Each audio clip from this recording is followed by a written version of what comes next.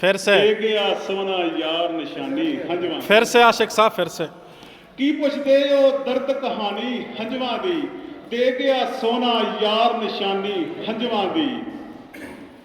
हरदम फेरा चरखा ओदियां यादां दा वाह वाह हरदम फेरा चरखा ओदियां यादां दा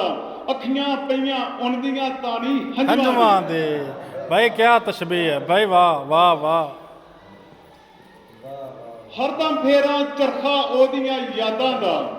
अखियां पईयां उनदियां तानी हंजवा दी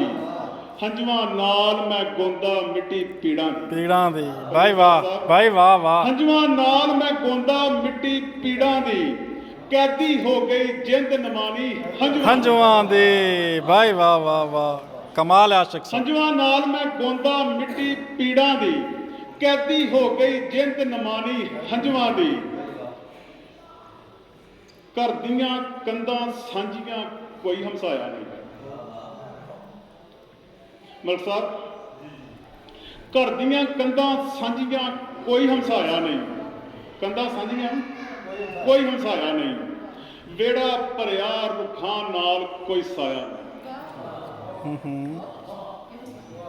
घर दियां कंधां सांझियां कोई हमसाया नहीं वेड़ा भरिया रुखां नाल कोई साया नहीं तां ही इन्ना जीना मुश्किल होया है भाई मुमताज साहब जी जी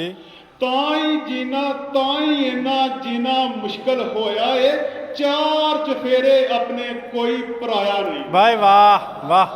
वाह वाह वाह बहुत खूब बहुत तां ही खूब इन्ना मुश्किल जीना होया है चार चफेरे अपने कोई पराया भाई नहीं अपने मार दिन दिन वाह गैरा वाह मंजी चुक्की यान जनाजे दी वाह वाह बाजी शाहजहां साहब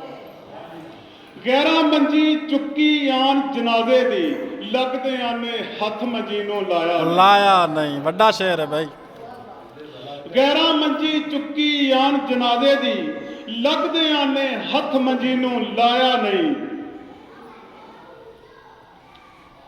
गलत गौर करना जी जनाब इरशाद भाई आखरी साहब उस्ताद मोहतरम याद तेरी विच रोंदे ने